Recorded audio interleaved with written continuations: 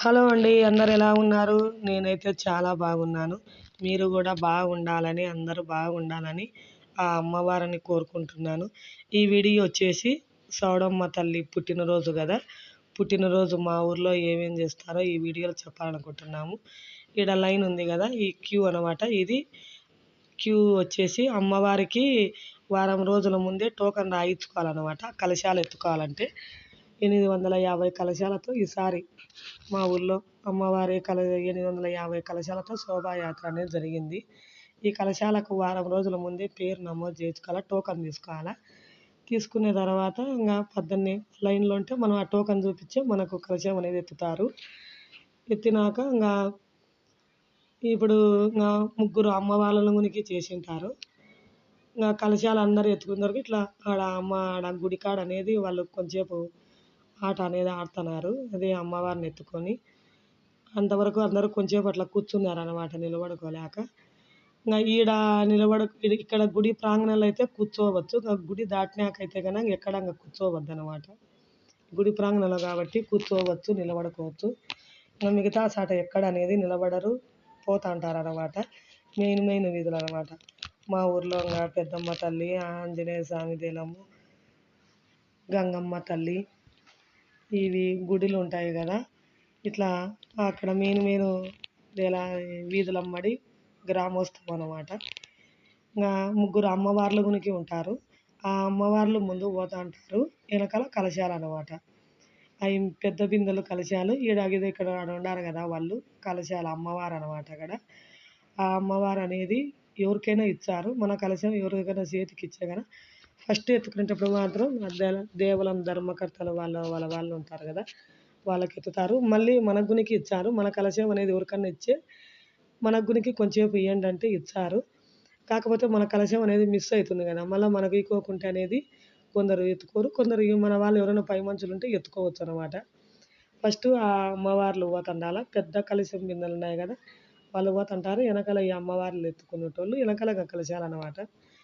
ఈ కలశంలో నీళ్ళు ఉంటాయి కదా, అక్కడ తిరిగి వచ్చినాక అమ్మవారి విగ్రహం పెట్టింటారు. ఆ విగ్రహం మీద మనమే అభిషేకం అన్నమాట. అదే గంగా అభిషేకం. ఈ నీళ్ళు అనేది మనమే అమ్మవారికి అభిషేకం చేయొచ్చు. మనకు ఆ కలశం మీద ఉండే టెంకాయ మనకే ఇచ్చారు.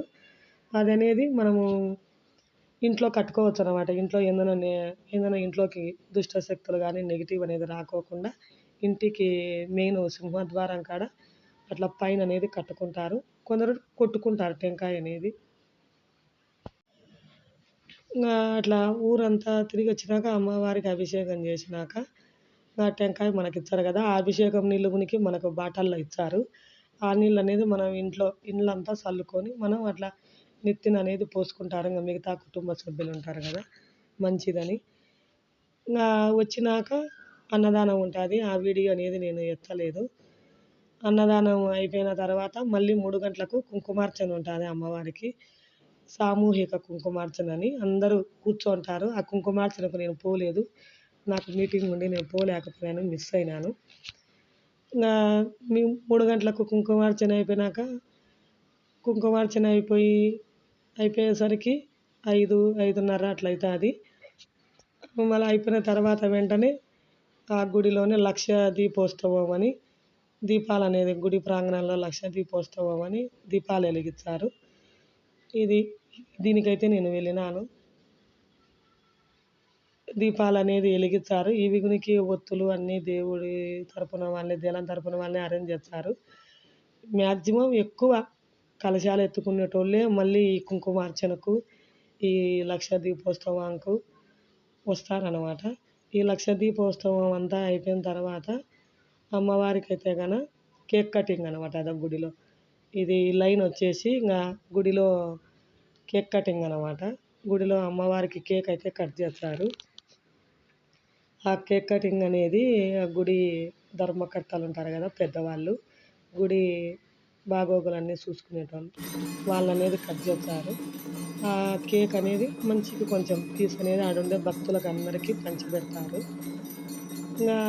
ఈ కేక్ కటింగ్ అయిపోయినాక మళ్ళీ భోజనాలు పెట్టి ఇంటికైతే వచ్చినాము. ఇట్లా మా ఊర్లో అమ్మవారి పుట్టినరోజు వేడుకలు అయితే చేసుకున్నాము. కుంకుమార్చనకైతే ప్రతి సంవత్సరం పోతాను నేను. ఈ సంవత్సరమే మిస్ అయింది. ఈ వీడియో మీకు నచ్చినట్లయితే నా ఛానల్ సబ్స్క్రైబ్ చేయండి. Thank you for watching. Bye. Next వీడియోలో మళ్ళీ కలుద్దాం.